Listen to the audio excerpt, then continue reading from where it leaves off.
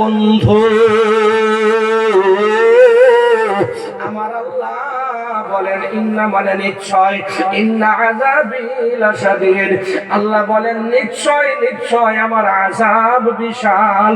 ওইগুলি বান্দাদেরকে আল্লাহর আযাব দিয়া ওই নাফরমানি নাশুকরিয়া করনেওয়ালা আল্লাহর তোলারাশি বান্দাগুলোকে আল্লাহ সাইজ করব। তাহলে আমরা কি সাইজ হইতে চাই না?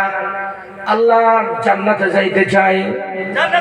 যদি আল্লাহর জান্নাতে যাইতে চাই আল্লাহর নিয়ামতের শুকরিয়া বিলার বাচ্চার মতন আওয়াজ দিয়ে আদায় করবো না বাঘের বাচ্চার মতো। আমি দেখতে চাই কার ভিতরে কতটুকু শক্তি আছে, কেডা কতটুকু শক্তি প্রয়োগ করে বলতে পারে আলহামদুলিল্লাহ মাশাআল্লাহ। বুঝা গেল আমার ভলিউম কমলেও কিন্তু আপনাদের ভলিউম বাড়বে এখন জি না ভাই? এই যে আমরা শুকরিয়া আদায় দিয়েছেন আমার আল্লাহ বলেন আমার বান্দা আমার শুকরিয়া আদায় করার পর ওই জায়গার মধ্যে যতটুকু সময় বসে থাকবে প্রত্যেকটা সেকেন্ডে সেকেন্ডে বাড়ির ভিতরে বৈশা বৈশা 60-70 বছর ইবাদত করার থেকে নফল ইবাদত করার চাইতে আরো বেশি কইরে সওয়াব আল্লাহ আমল নামায় প্লাস করবে। আমার বন্ধুগণ আমাদের বিশ্ব নবীর উপরে কয়েক বর্তমান দরুদ পড়ি সাল্লাল্লাহু আলা মুহাম্মদ সাল্লাল্লাহু আলাইহি ওয়াসাল্লাম। যাই হোক আমার ভাইরা আমার বন্ধু, হে পৃথিবীর মানুষ, আমি যত কিছু সৃষ্টি করেছি সব কিছুর ভিতরে তোমাদেরকে সুন্দর কইরা বানাইছি। বন্ধুরে আমার আল্লাহ কেমন সুন্দর করে বানাইছে আল্লাহ সূরা 3 এর ভিতরে বলেন লাকাদ খালাকনাল ইনসানা ফি আহসানি তাকওয়িম। আল্লাহ বলেন পৃথিবীর মানুষদের শোনো, আমি আল্লাহ আসমান জমিন পাহাড় পর্বত নদ নদী সাগর মহাসাগর যা কিছু তোমরা দেখো দেখো না শোনো শোনো না জানো জানো না সব কিছু থেকে সুন্দর করে আমি আল্লাহ তোমাদেরকে বানাইলাম। সুবহানাল্লাহ। আল্লাহ সকালে বলছে ওইতো না এত সুন্দর আল্লাহ এত সুন্দর করে বানাইছে। গাছ রোপণ করে দেই একবার সুবহানাল্লাহ বললে রে বন্ধু,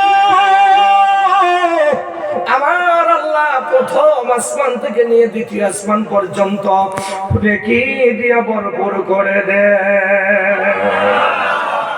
বন্ধুরে একবার সুবহানাল্লাহ বললে আমার আল্লাহ বলেন ওই ব্যক্তির জন্য এমন একটা গাছ লাগানো হয় জান্নাতের ভিতরে যেই গাছের ছায়াটা হবে এমন একটা যুবক মানুষ যদি একটা গুড়া নিয়ে 18 থেকে 28 বছর বয়স পর্যন্ত একটা যুবক একটা তাজা জিন্দা ভালো একটা চাঙ্গা গুড়া নিয়ে যদি এক দৌড়ে যাইতে থাকে 50,000 বছর। বন্ধু কয় হাজার?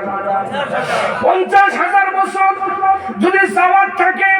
বন্ধুর একটা হিসাব করেন, ধরেন আমার এই বড় ভাই একটা উদাহরণ দেখাইতেছে, এই ভাইকে যদি আল্লাহ 50,000 বছর হায়াত দেয় আর এই ভাই যদি একটা গুড়া নিয়ে তাজাল গুড়া নিয়ে যদি এক দৌড় দিওয়ার থাকে যাওয়ার থাকে কোন জায়গায় দাঁড়াবে না, 50,000 বছর শুধু যাওয়ার থাকবে। বলুন তো বেশি গেলে মুড়িগাঁও তুলে যাবো নাকি? কোন পর্যন্ত এর কোন হিসাব আছে কি স্যার? আমরা কেউ হিসাব নিতে পারবো কি? 50,000 বছর যাবে বলছে জান্নাতে আল্লাহ যে গাছটা রোপণ করে দিবে ওই গাছের শ্যামা ছায়া শ্যামা বুঝেন তো গাছটা যেমন তার শ্যামাটা তেমন হয় কি হয় না? ওই গাছের শ্যামাটা হবে অতটুকু বড়। সুবহানাল্লাহ। অবন্ধ কেউ যেটা দেখে না সেটা দেখে কে? কেউ যেটা শুনে না সেটা শুনে কে? কেউ যেটা বুঝে না সেটা বুঝে কে? কেউ যেটা দেয় না সেটা দেয় কে? কেউ যেটা নেই না সেটা নেই কে?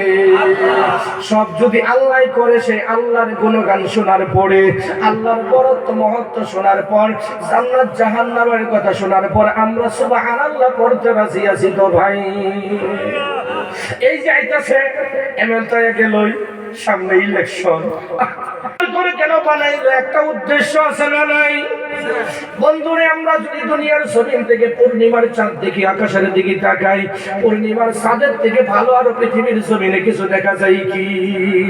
আমার আল্লাহ বলছেন ওই পূর্ণিমার চাঁদের থেকে আরো উত্তম। শুধু তাই না, জান্নাত জাহান্নামের থেকে আরো সৌন্দর্য মানুষ। সেই মানুষকে আমার আল্লাহ কেন বানাইলো? আল্লাহ বলেন আমার বানানোর উদ্দেশ্য হলো আল্লাহ বলেন আমি আল্লাহ মানুষকে বানানোর উদ্দেশ্য হলো খালাকাতুল জিন্না ওয়াল ইনসা ইল্লা লিয়াবুদুন। কেন বানাইছে ভাই?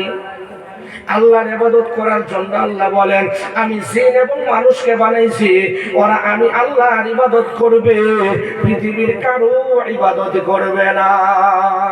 আল্লাহ বলেন পৃথিবীর মানুষরা শোনো শোনো শোনো, ইয়া আইয়ুহাল্লাযীনা আমানুত্তাকুল্লাহ,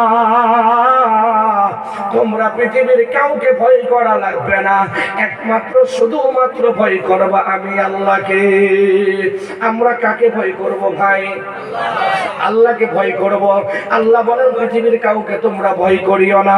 যদি তোমরা আমি আল্লাহকে একমাত্র ভয় করো, পৃথিবীর নাবিদ মুসার কামার কুমার বেদিন ইয়াদিন যা আছে, আবু জাহেল নমরুদ ফিরাউন, কারো ভয় তোমাদের ভিতরে রাখবো না। কোন সুবহানাল্লাহ। যদি আমাদের ভয় একমাত্র আল্লাহর জন্য হয় রে বন্ধু, আমরা কোনদিন নামাজ ছাড়া থাকতে পারবো কি? যদি আমরা সত্যিকার আল্লাহকে ভয় করি রে বন্ধু, এখানে যত যুবক আছেন কেউ দাড়িটা কাটতে পারবো কি? আজকে আমাদের তো মুখে দাড়ি রাখলে অনুমান হয় আমি বুড়া হয়ে গেছি, ঠিক না? বহু যুবকরা আছে মুখে যদি দাড়ি রাখে ভাবে আমি বুড়া হয়ে গেছি। আল্লাহ হুজুর গো, দাড়ি রাখার কথা তো বলেন, রাস্তাতে গেলেও হলো ছয়টা ছেড়ে আমার শেষ করে ডাকতে দাড়ি রাখি ভাই রাখি, ঠিক না? হ্যাঁ, দাড়ি রাখা ভাই কেউ বলে সুন্নাত, কেউ বলে ফরজ, কেউ বলে ওয়াজিব। এক কথাই বুঝে নেন, যদি সুন্নাত আর ফরজ যাই হোক না কেন, এই দাড়ি রাখলে আপনার লাভ কি? কবরে গেলে আমার নবী যখন আপনার সাথে সাক্ষাৎ করতে আসবে, আপনার বুকে দাড়ি দেখে আমার নবী আপনাকে সাহারা দিবে। কোন সুবহানাল্লাহ। আর আমরা মুখের মধ্যে এরকম ভাবে ব্যালেট লাগাই, এনু যদি কি করে দাও দাও সাজ দেওয়ার বাঁচবার নাই। কইতেছে যারা মুখে দাঁড়িয়ে মধ্যে ব্যালেট লাগান, কি করবে? ওই ব্যক্তি কোনোদিন সুদ খাবে কি? সত্যি করে বলেন খাবে কি? যে আল্লাহকে ভয় করবে ওই ব্যক্তি কোনোদিন ঘুষ খাবে কি? যে আল্লাহকে ভয় করবে ওই ব্যক্তি কোনোদিন মিথ্যা কথা বলবে কি? যে আল্লাহকে ভয় করবে এক কথাই বলে দে, আশা করবে কি? এটা তো কেউ শিখাবে না। অবন্ধু, যারা আল্লাহকে ভয় করবে এরা দুনিয়ার মাল ধন সম্পদের আশায় বয়ে থাকবো কি? হ্যাঁ, তাদের ভিতরে একটাই ভয়, আল্লাহর, আর কারো ভয় নাই। আমার আল্লাহ বলেন তোমরা আমি আল্লাহকে ওয়ালা তামুতুন্না ইল্লা ওয়া আনতুম মুসলিমুন, তোমরা অতক্ষণ পর্যন্ত মৃত্যু বরণ করিও না যতক্ষণ পর্যন্ত তোমরা পাক্কা সাচ্চা মুসলমান হইতে না পারো। কি ভাই? আমরা যতক্ষণ পাক্কা সাচ্চা মুসলমান হইতে না পারি। বন্ধুরে আমার, আজকে আমাদের ভিতরে মুসলমানের অভাব নাই, শুধুমাত্র নাম কেওয়াস্তে মুসলমান আছে, কামের মুসলমান নাই। আমাদের এই এমএলএ সাহেব এখানে আলোচনা করেছে, আমি প্রত্যেকটা আলোচনা শুনেছি। ওনার একটা টকশোর বিষয় বলে কি বলে নাই, আজকে আমরা শুধুমাত্র মুসলমান। আমাদের মুসলমান চুরির মধ্যে 1 নম্বর, জুয়ার মধ্যে 1 নম্বর, ডাক্সের মধ্যে 1 নম্বর, মদের মধ্যে 1 নম্বর, জিনার মধ্যে 1 নম্বর, সুদের মধ্যে 1 নম্বর, ঘুষের মধ্যে 1 নম্বর, মা বাবার বৃদ্ধাশ্রমে রাইখে আসাতে 1 নম্বর। যেই দিকটাই তাকানো যায় বর্তমানের এই নাম্বারের মুসলমানদেরকে বেশি পাওয়া যায় কি যায় না? বন্ধুরে আমার, কেন কেন কেন দুনিয়ার শিক্ষিতের হার বাড়তে বাড়তেছে আর দুনিয়া তো সব কাজ কেন বেশি হইতেছে? বন্ধুরে বোঝা গেল আল্লাহর ভয় আমাদের অন্তর থেকে উঠা যাইতেছে।